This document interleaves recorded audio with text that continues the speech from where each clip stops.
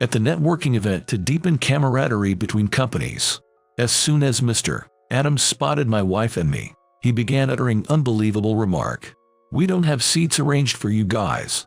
Subcontractors should head back home. Then, can you call the president right away?" My wife, Natalie, retorted immediately, leaving Mr. Adams with his mouth agape in surprise. "Huh? It's impossible to call our busy president just for subcontractors. We can find a replacement for you anytime. If you can't call the president, we'll be leaving then." As Natalie grabbed my arm and we headed for the exit, President Parker, the president of the contracting company, appeared. Upon hearing what had happened, his face turned pale, and eventually, he began to tremble violently. "I'm Alex. I'm 42-year-old, living happily with my beloved wife, Natalie. I run a manufacturing factory that produces mechanical parts, which was originally owned by my father-in-law. I met Natalie during our college days. Having been fascinated by machinery since childhood, I pursued mechanical engineering in college. I was burning with youthful hope in my heart, wanting to create something new that would shape the society of the future. However, reality wasn't as straightforward, with experiments mostly ending in struggles. Despite feeling defeated, wondering if this was the extent of my capabilities after coming all the way from the countryside, I persevered through countless experiments. Just when I thought it was impossible and faced difficulties repeatedly, feeling utterly lost, it was Natalie who came to my side. Seeing me struggle with an experiment, she quickly solved the problem and told me, "Alex, you are almost there in solving a problem. But the difference between you and me is whether or not we believe it can definitely be done." With a smile, Natalie completely captivated my heart. Believing that something can be done versus giving up thinking it's impossible changes the outcome. Natalie taught me that, and since then, I've never thrown in the towel but continued to work on everything until the very end. The result was a strong mentality that, even without much basis or experience, if I gave it my all, things would somehow work out. The power to persevere to the end, telling myself that it must somehow work out, became a significant strength in overcoming various challenges in life, and Natalie herself possessed that vitality. One day, she quietly said to me, "I have a dream." "A dream?" I asked, unable to anticipate her response, to which Natalie firmly nodded. "To make my father's factory the best in the States." In the end, Natalie and I continued our university life as good friends. After graduation, I got a job at a local machinery manufacturing plant. I resonated with the attitude of pursuing more precise and advanced technology while conducting technical research. There, I reunited with my college classmate, Natalie. To my surprise, the factory was managed by Natalie's father. As I tried my best to get accustomed to the job quickly, the president of the factory, Natalie's father, approached me.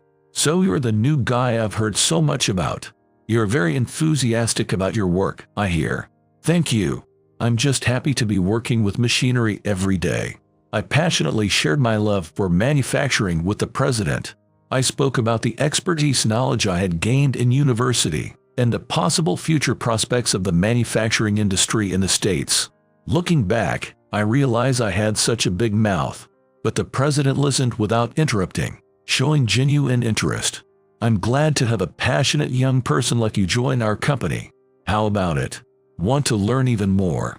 After making that proposal, the president began to keep me close, guiding me through the intricacies of the job. Thus, I started receiving direct job training from the president himself. "Alex, you didn't have a girlfriend, right?" "No, not at the moment." One day, when the president suddenly asked me, the first thing that flashed through my mind was Natalie's smiling face from our college days. How about my Natalie then? She's about your age and knows the factory work well. And so, our relationship, which I had thought would remain platonic forever, slowly progressed, and after about 2 years of dating, we got married. United in our goal to make her father's factory the best in the States, we embarked on a happy married life. During this time, her father suddenly fell. Fortunately, I was nearby and was able to call an ambulance immediately to take him to the hospital. Though he managed to pull through, his already weak heart had taken a toll, leaving him considerably weakened. "I've caused you all a lot of worry, but I've seen my daughter in her wedding dress. and a successor for the factory has been found. Honestly, I have no regrets. Lying in the white hospital bed, looking pale, he said such things. Of course, we weren't ready to accept that. It's too early for him to say he is satisfied, we thought. From there on, together with Natalie and the entire factory team worked frantically to manage the factory until her father could return. Encouraged by our combined effort to uphold his business, he made a recovery and was able to return to the factory 3 months later. But even though he had recovered, there was always the uncertainty of when he might fall again. Considering his own health issues, he asked me to officially take over the factory while he was still functional. I had been working there and had learned how to manage from him, but still, the initial period was quite challenging. Apparently, I must have looked pretty worn out when I got home, causing Natalie to worry. "Are you okay? Not overdoing it. It's tough, but I want to live up to your dad's expectations. Plus, I don't want to be underestimated just because I'm a young manager, so I want to study up now." Indeed, after the transition from her father to me, there were some difficult clients who seemed to test our resolve. Yet, with Natalie's support and her father's trust, I've been able to keep pushing forward. Before we knew it, 2 years had passed, and just as I was getting the hang of managing, we discovered Natalie was pregnant. We named our son, who was born without complications, Leo. Holding Leo, my father-in-law couldn't help but shed tears of joy. A man moved to tears. Seeing my father-in-law, Natalie, and our newborn son Leo together as 3 generations made me naturally smile too. The birth of my precious son has motivated me even more. Thanks to this, I became even more dedicated to my work, discovering my own way of doing things, different from my father-in-law's, and overcoming various challenges that followed. About a decade later, I was puzzled when I heard that Mr. Taylor, the manager of one of our major contractors, had been transferred. It was odd timing, and Mr. Taylor had never mentioned his reassignment. Concerned about what had happened to Mr. Taylor, I inquired with someone from his office about his recent reassignment, only to learn that he had apparently been fired. I was shocked at the thought of what kind of mistake he must have made, especially since no details were disclosed, which surprised me even more. But being from a subcontractor, I couldn't find out more than that, so all I could do was wait for the new manager to take over. I heard the new manager's name was Mr. Adams, and he's about my age. He's reputed to be an elite graduate from a prestigious university, so I braced myself for a long-term relationship. Although I was truly grateful to Mr. Taylor for all his help, I felt a mix of sadness and the necessity to first pay a visit to greet the new manager. After I informed his office of my planned courtesy visit to the new manager, I thought my father-in-law should be aware of this matter involving Mr. Taylor. So that's what happened.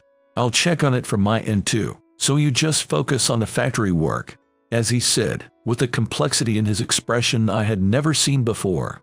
This situation took a turn the next day. While giving work instructions at the factory as usual and making my rounds, a man I didn't recognize appeared.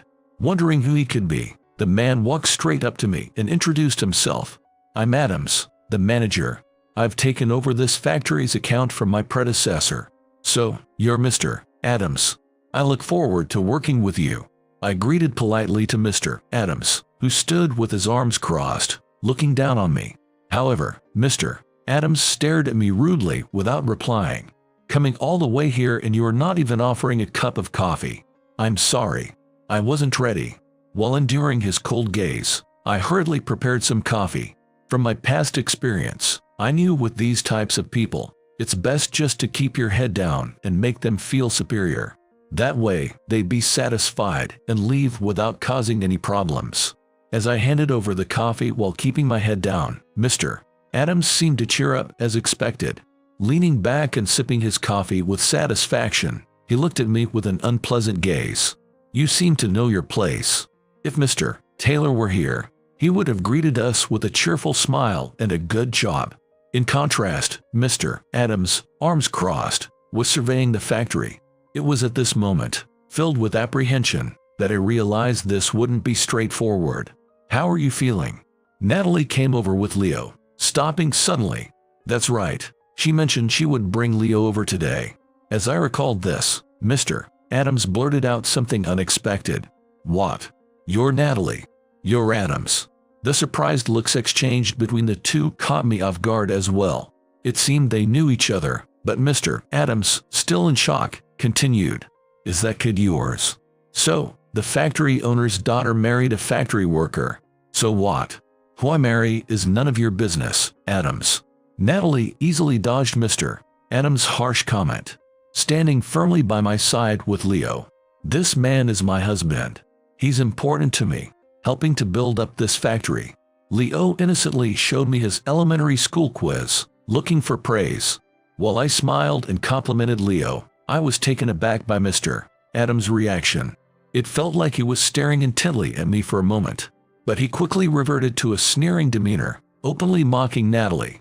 So, you married a bottom-rung worker for the sake of your family business. Regretting your life choices yet? Mr. Adams spoke down to both Natalie and me.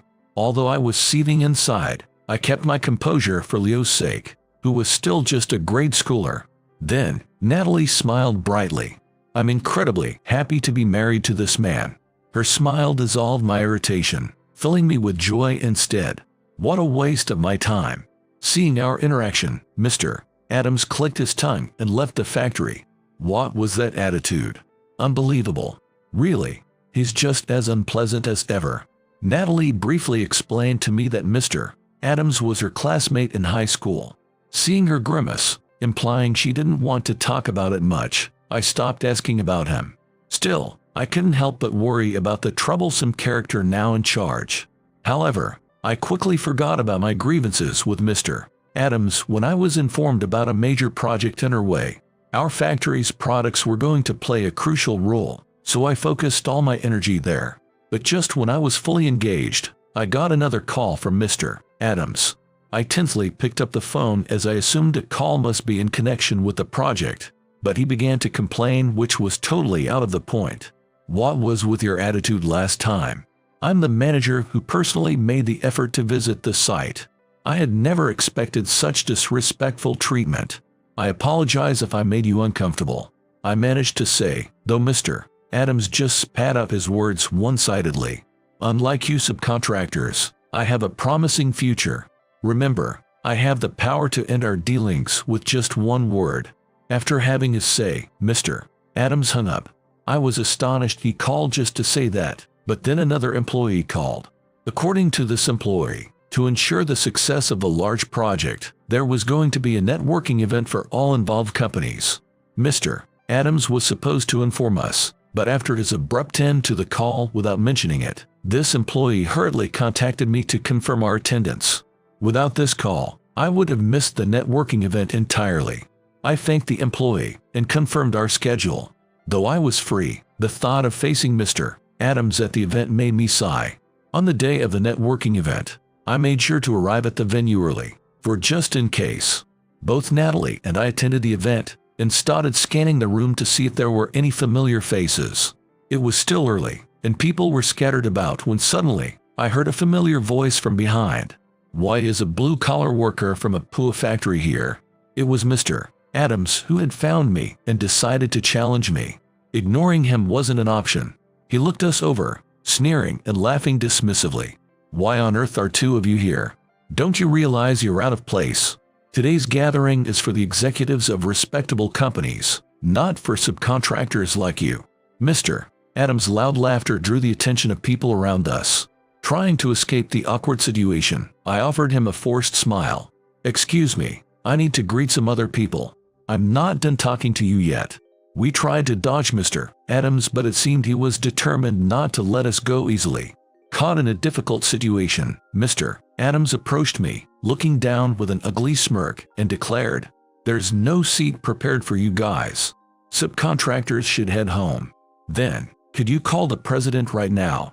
Natalie retorted on the spot, leaving Mr. Adams gaping with wide eyes. Huh? There's no way I can call the busy president just for a small subcontractor. There are plenty of others to take your place. You're saying you can't call the president? Then we'll have to step down from the project.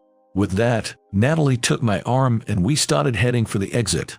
Mr. Adams, looking smug as if he had successfully sent us packing, showed no sign of wanting to stop us.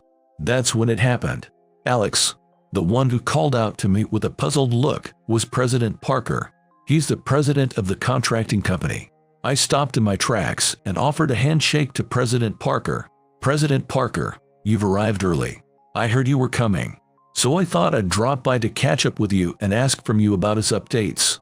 His likely referred to my father-in-law. I knew that my father-in-law and President Parker had been acquaintances for over 30 years since the establishment of the company. But since my father-in-law fell and I took over, the opportunities to meet had dwindled. But why are you leaving? The networking event is just about to start. Actually, I explained everything to President Parker, despite thinking it might be futile. I wasn't particularly close to President Parker, and after all, I was just a subcontractor. It wouldn't have been surprising if he had just laughed it off. But I was hoping for the long-standing friendship between him and my father-in-law to make a difference. As I spoke, President Parker's face turned pale and he began to tremble. I'm so sorry. This is entirely Adams's fault. I'll discipline him in a way that satisfies you. Please don't leave. President Parker's desperate attempt to keep us there surprised not only us. What are you doing, President? These two are just a low-level small subcontractor who lack any respect for their client companies. And what are you talking about? Haven't you read the documents for this project? Mr. Adams, who had been laughing and talking, was immediately struck by President Parker's sharp response. He clearly hadn't anticipated being scolded himself. Leaving a gaping Mr. Adams behind, President Parker clung to my hand. Alex, you can do as you please, and I won't hold you responsible. So please, continue with the project. Then, I'll take you up on that offer. I waited until President Parker nodded firmly. What about the networking event then? We'll be leaving for today. We need to discuss our strategy, including the possible diversion. At my words, President Parker looked down, clearly disappointed. I'm really sorry about this whole situation. Once again we shook hands with President Parker, Natalie, and I finally left the venue. As we were leaving, President Parker handed me a small note. On it was the name and phone number of the former manager, Mr. Taylor. I decided to call this number as soon as we got home. Of course, I also had to report this incident to my father-in-law. As we hurried away, the sound of Mr. Adams being sternly reprimanded echoed behind us. The next day, Mr. Adams stormed into my factory, face red with anger. Hey, bring out Alex. What's the meaning of this? Come out and explain. As soon as he entered the factory, Mr. Adams started yelling. After I received a call informing me that Mr. Adams was at the factory, I met with him in the reception room, where his face was twitching with rage. What do you mean the project can't proceed without your factory's parts? That information was detailed in the documents beforehand. You decided we were unnecessary and sent us away after reading those, right? Surprised by my retort, Mr. Adams fell silent. Being silenced by just one comeback seemed to reveal his fragility more than expected. If that's all you had to say, could you please leave? I pointed towards the exit, but Mr. Adams weakly shook his head. Listen, I was told by the president, is it true you're not participating in this project? Our president and your former president are good friends, right? Think it over. After discussing with the former president, we decided to terminate this contract. There are plenty of other subcontractors like us, aren't there? At my words, Mr. Adams turned pale and started sweating profusely.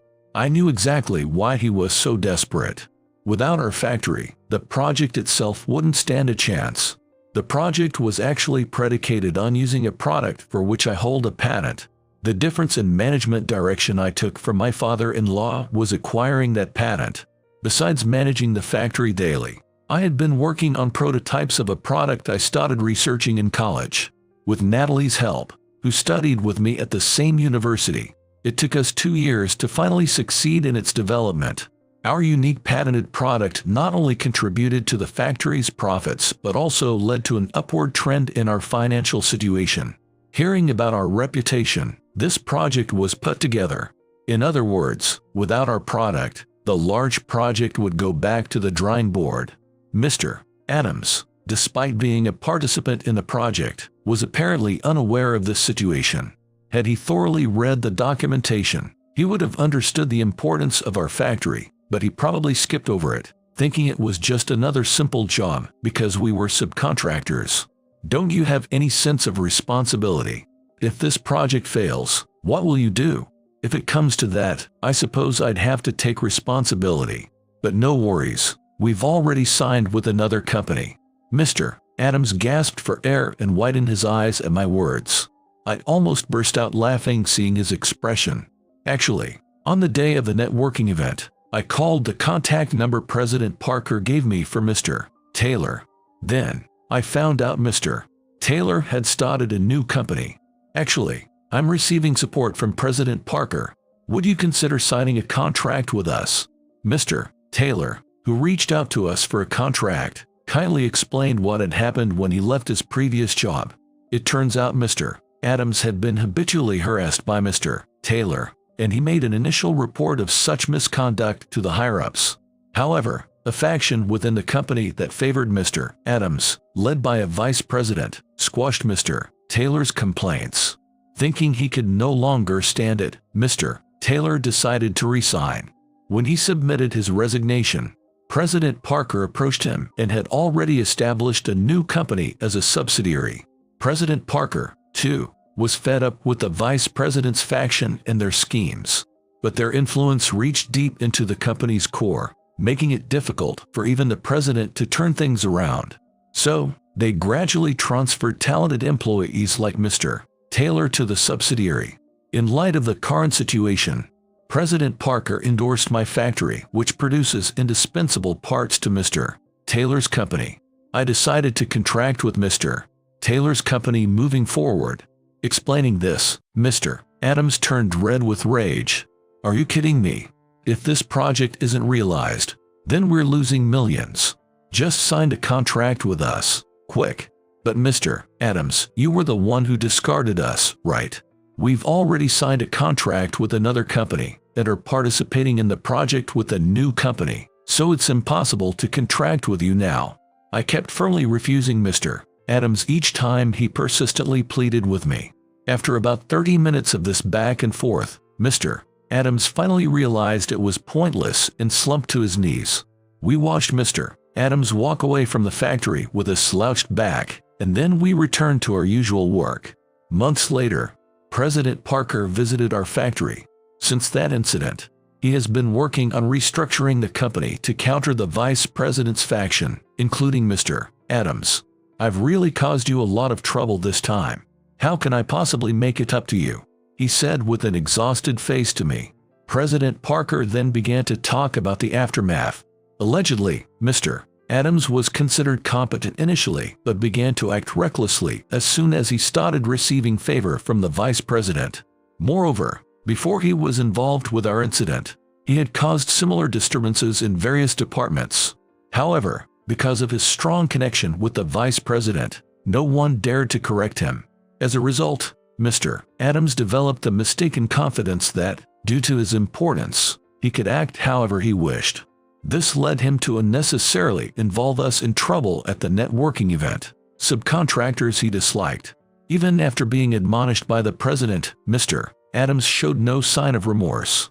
I was just doing my job the way I see fit. There are plenty of factories out there, so it doesn't matter how I treat them, he defiantly stated.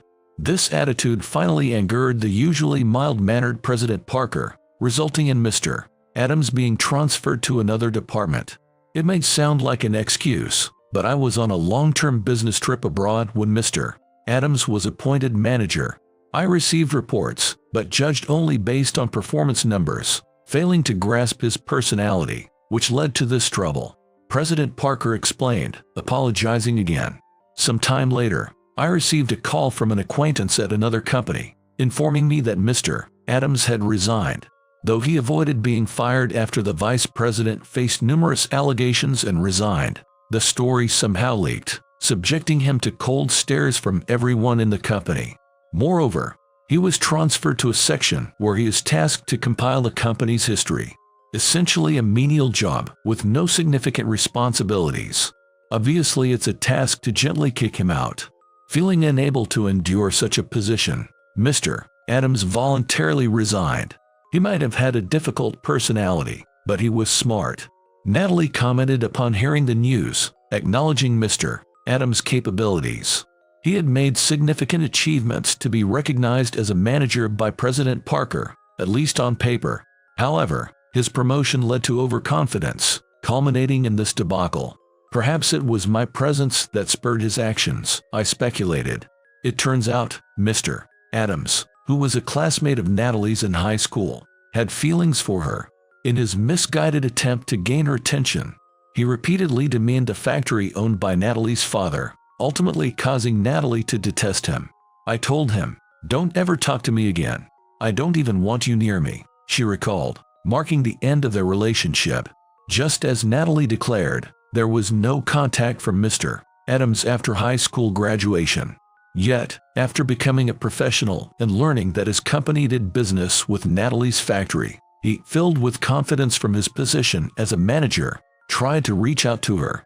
But she was already married to me with a grade school child, which probably threw off his expectations. It's really childish and annoying that he would harass you out of jealousy. I'm sorry for causing you trouble, Natalie said, apologizing with her hands together. But of course, I wasn't mad at all. Instead, I felt reassured by Natalie's decisive handling of the situation, feeling strong that together we could overcome anything the future might hold for the factory. Months later, after Mr. Adams resigned, reportedly he was struggling to find new employment due to the rumors of this debacle, facing rejection after rejection. With his savings depleted and forced out of his home, Mr. Adams fell into poverty, working day labor jobs while in debt to cover living expenses. Juggling multiple jobs but having to bow to younger supervisors bruised his pride.